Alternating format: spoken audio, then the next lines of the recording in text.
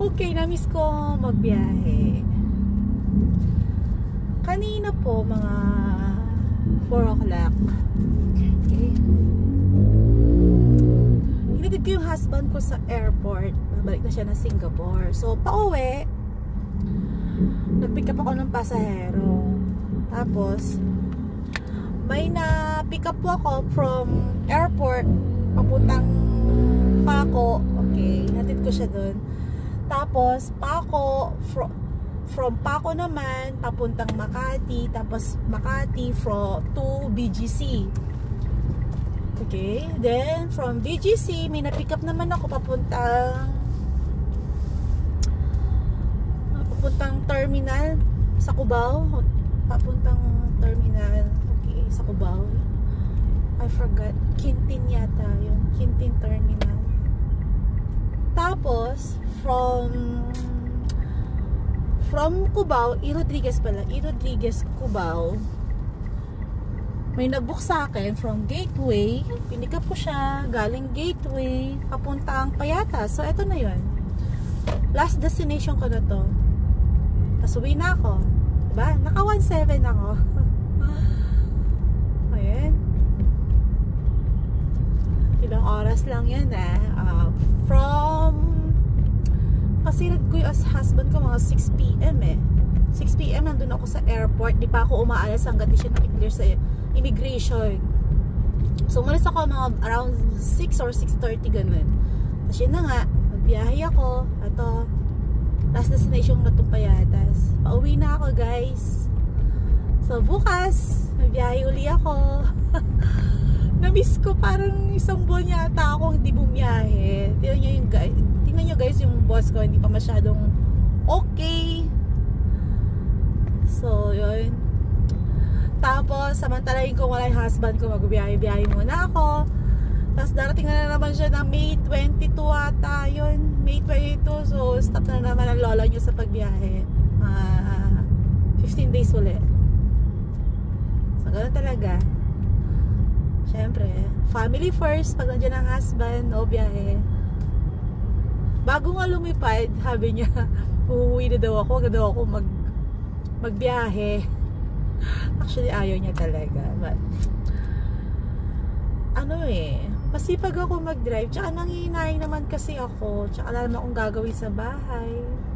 Doon ba yung mother ko, nag-alaga sa mga anak ko. Ayun. Tsaka sayang, diba? Hindi naman, naka 1.7 ako. Ilang oras lang, anong oras na? O mag 9 pa lang. Ay. So yun. Ayun, from Paco, then Makati, then BGC. Ang sarap magbiyahe, lalo na kapag may mga nadi-discover kang places na, oh, ito pala yun. Wow, ganito pala yun. Ang ganda pala dito. Ganun. So, na-enjoy ko siya. Tapos natutuwa yung mga passenger nga. Okay. So, andito na ako sa Litex. Uwi na ako. At gutom na rin ako. May burger ako dito Dapat baon to ng husband ko. Nakalimutan ko ibigay. May burger. At saka water. Sa Terminal 1 ko siya hinatid. Pangit. Kasi under renovation pa yung parking lot. So, drop and go lang doon. Pero ang ginawa ko, pagbaba mo kasi doon, lagpasan mo lang ng konting airport. Mayroong police station doon. Doon ako nagtambay. Sa may gilid lang. Gilid ng kalsada.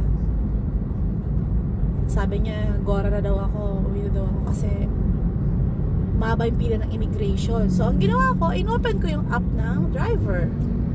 Grab driver. Yun, nakapick up ako ng pasahero. So, eto, pauwi na, lola. Namimiss ko na yung mga anak ko.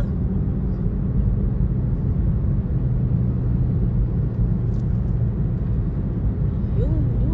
Nasa Doña Carmen na ako. Actually, naka-destination ako. From airport, naka-destination ako. Sinat ko yung destination ko ng Fairview. For SM Fairview. So, binatuhan ako ng binatuhan na yung on the way. Ganyan. Papuntang Fairview. Actually, nagbabato siya ng nasa airport ako. Nagbato nga siya ng Cavite. Ay, hindi pwede. Hindi pwede. Tapos nagbato rin siya ng ano yung binato niya sa akin? Basta hindi siya papuntang Fairview, hindi siya on the way pa Fairview. Hindi ko siya in-accept. Ang dami kong cancellation. Kasi naka-auto accept ako kanina. Tapos turn off ko.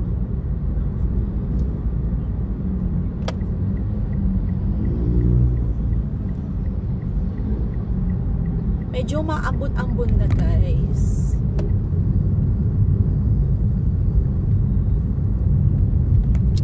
Bukas, botohan. Sinang iboboto nyo?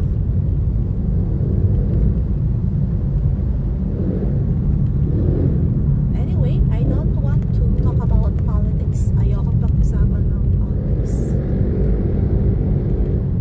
Basta bukas, botohan. Yun lang. Masaya ako kasi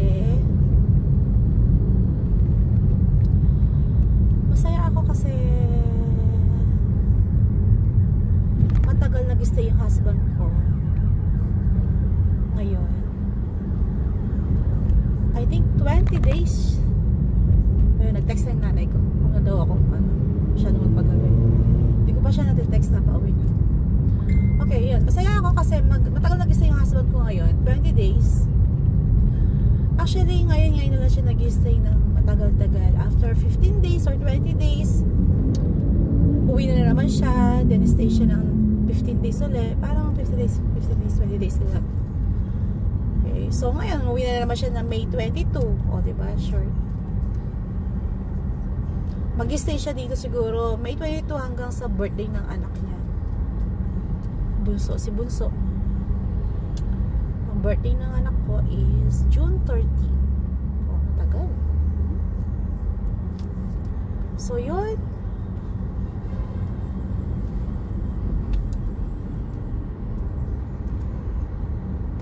Dito na ako sa Pearl Drive.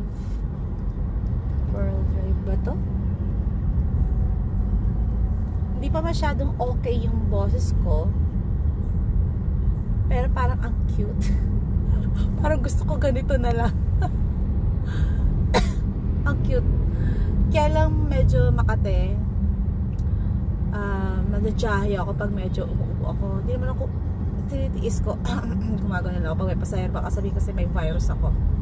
So pag yung uubo na ako, gagano lang ako. Ganun lang. Pero nakapasa ko. Nakamasa ko lagi. Nakamasa ko lagi pag nagbabiyahe. Okay.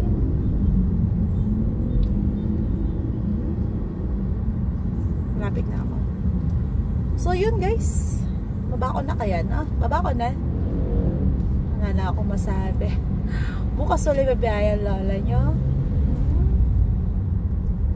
Na-miss ko magbiyahe.